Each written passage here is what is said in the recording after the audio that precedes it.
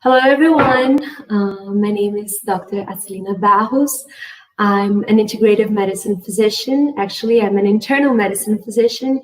And after that, I've specialized in integrative medicine, which is my major field of action right now. And I'm very grateful for the invitation of the Dra Acylinia to participate on this conference. I think it's going to be a great opportunity for people all around the world to get together, improve their knowledge around osteommunology and different types of therapies and integrative therapies that can be set up on a patient that you're handling right now. I believe that the integrative medicine area, or it's one of the medical areas that has been growing up the most, especially because we integrate different areas and different fields of the medicine practice, of the medical practice, and we look at the patient at a different way. I believe that many of you have already heard of integrative medicine, since it's a very, it's a big growing field. But I'm just going to reinforce here for those of you who haven't heard of it yet. So integrative medicine is a field of medicine which integrates conventional medicine along with ancient healing practices, such as Ayurveda, traditional Chinese medicine, phytotherapy, neurotherapy, and many of other tools, I would say, that would be described as complementary. Now we know that have a very important role in every single patient. Well, I'm here today to talk to you about how the mind affects the body, therefore, how the mind affects the disease. Okay, and what do you need to know? First of all, you need to know that the mind does affect the body, okay? And once you know that, you have to make sure that your patient knows it as well.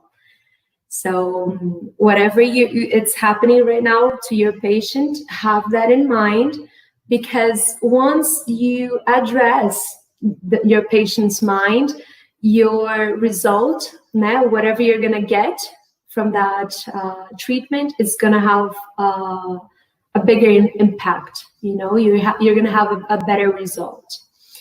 And why do I say that? Well, the universal is mental. Like everything we see in front of us is it depends on the way we see it. And the way we see things depends on our mind, on our mindset. It depends on the programs that you've been programmed with, as if your body and your mind were a computer, for example. So once you know that you work as a computer, that was actually something one of my teachers taught me when I was in school, like in middle school. I was around 12, and he said that, you know what, guys, you work as, your body is just like a computer. Whatever you program into your mind, that's what you're going to get in your life. And once that teacher told me that, I was like, okay, so I'm in control of my mind. I have to be in control, at least, of my mind. You're not going to be always in control of the situations that happen to you, but you're always going to be in control of your mind. And your mind determines how you react to those things. And that's extremely important. So once the patient has a centered mind, he knows, and he knows that he has an important role in this healing process, you're going to engage that patient in the healing process. You're not going to be the one who heals the patient, but you and the patient are going to find the healing along. You're going to become partners in the healing process. And that's essential. That's definitely essential. And so therefore, once you know that your mind has all these tricks, and you know that your mind works like a computer, what are you going to do? There's a simple phrase that should be taught first thing in school, like since kids are 6 or 7 years old, even before that. But that is, a positive mind generates positive results. A negative mind generates negative results. And it's impossible, and people have to know that a negative mind will never give them a positive result. And first of all, when this patient comes to you, this patient is suffering, right? So you need to welcome this patient, have empathy with this patient, of course, because to enter and to find out what level of suffering this patient is in, right? And once you adjust that, you can figure out along your history, the history you're making about this patient, whatever is taking out this patient's peace.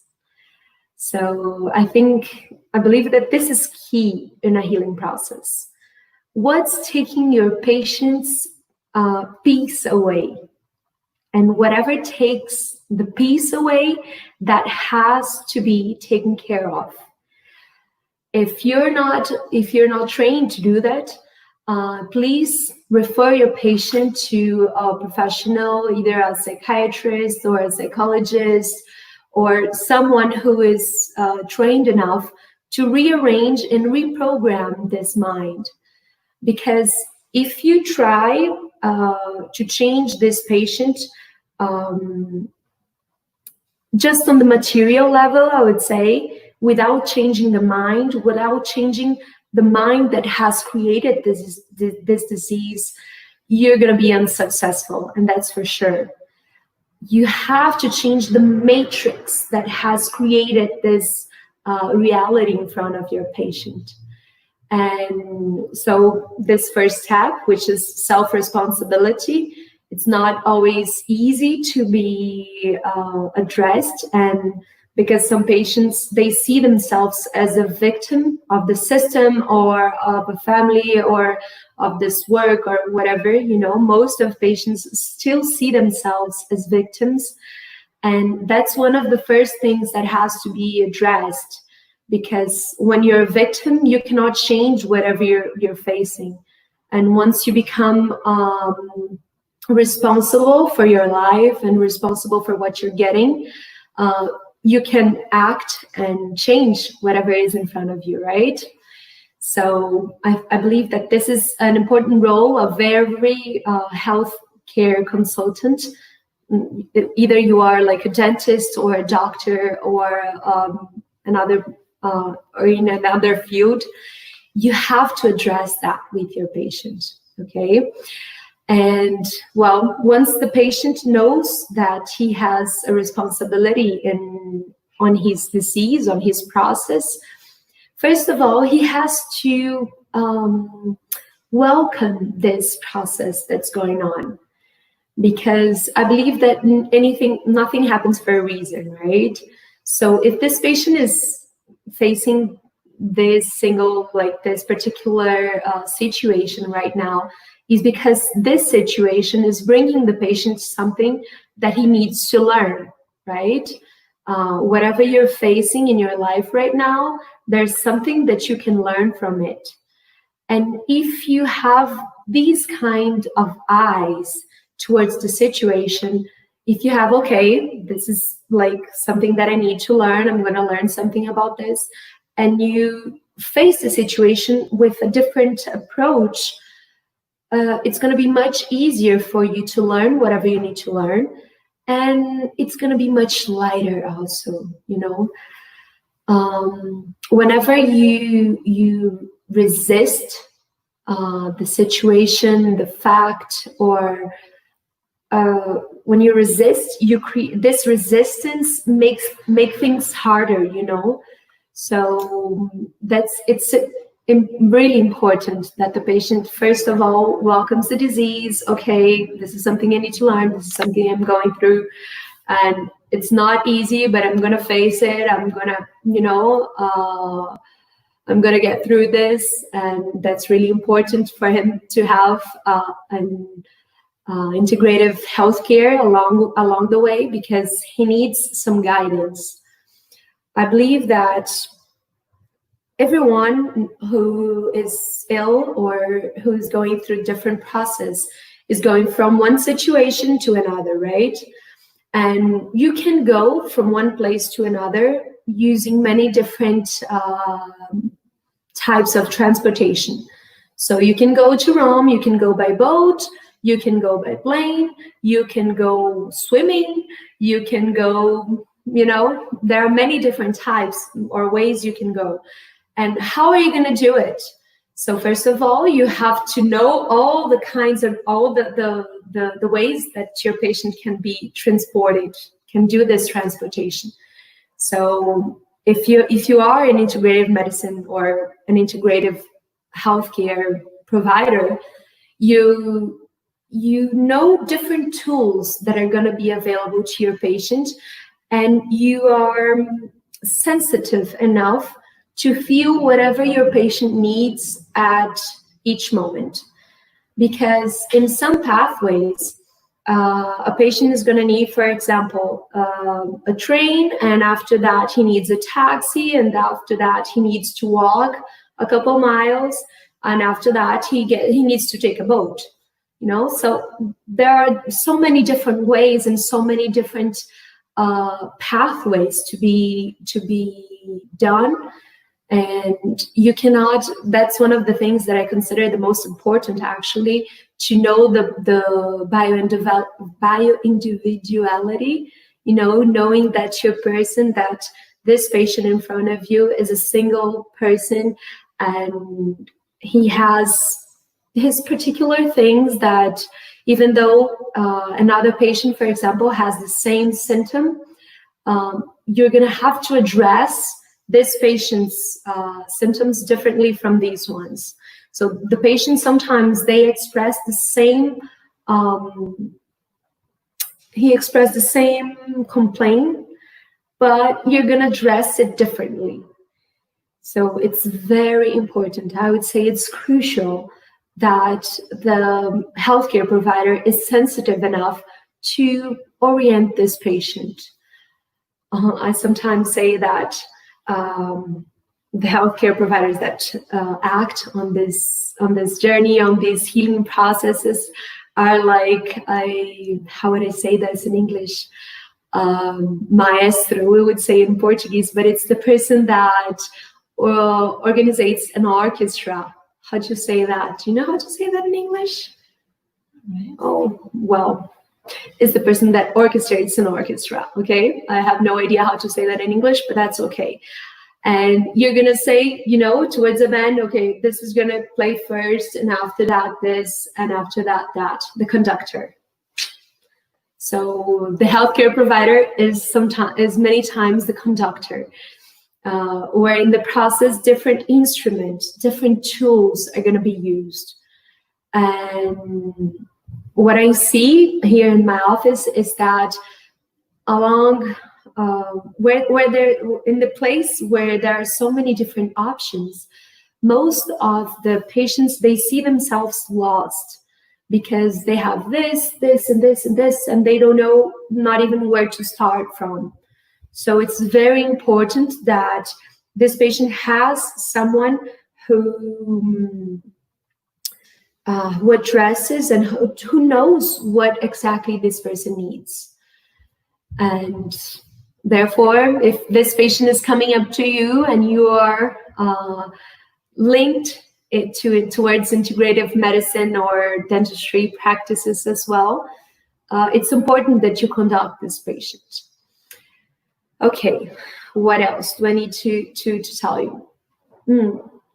In this process where the mind affects the disease, I was talking to Dr. Regiane last week. We were discussing a case of a patient We here in Ponta Grossa, we see the patient as a whole, and many of our patients we have them combined, and that's really important because different professionals, they have different points of view and look at the situation through different angles, and no one is perfect. No one is how can I say? Many times you have to have multiple views of a single situation, and that's the huge importance, the big importance of having like a net where you can exchange ideas and discuss your patients. And so this patient that we were talking about, he was a patient, he had done a procedure, and his disease, he got better, and then all of a sudden he started getting worse. And there was some things that were taken care of, but what I think one of the main reasons was that some interference fields, would that be the word in English, were not addressed, and the patient was not really aware that that situation was a evolutionary process. So we all know the role that the mind plays in the body, in all the many different functions that we have. And once you know that and you start addressing that, you have to tell your patient, because sometimes you're the only professional that this patient is going to see. So once you go to this patient and you introduce him to this new, different perspective of disease, that the disease is something that he needs to learn, that is something that is going to help him to evolve, and that this is not a bad thing. This is actually a very good thing, even though it doesn't feel like it sometimes. Having this perspective changes it all. And talking about interference fields, that's actually something I love to talk about, because in aerotherapy, which is one of the therapies that eliminates these fields, is one of my passions. Here in my office, what do I do when a patient comes to me? So first of all, these patients, I see them as if they were houses to be remodeled. And once you're going to remodel something, a house, you have to get to know the whole structure. Because if you just look at one room and you don't check the bases, if you don't check whatever is happening around that single room, you might change, for example, the wallpaper, but if you don't change the pipes, the problem is going to keep on happening, it's going to persist. So first of all, get to know your patient, collect a good health history, empathize with your patient, get to know him well, and then find out what are the fields of interference that are interfering on the energy healing process of this body. So what are these fields? Our bodies, we are matter, we're made of matter, but matter is made of energy, right? And therefore, the energy in our body circulates. So this energy keeps circulating, right? And whenever it has like a field of interference, something that blocks this energy, the energy cannot go through very well. And that lack of energy, or that resistance that the energy field finds, blocks the natural healing response of this body. Okay, so once you know that happens, what causes these fields?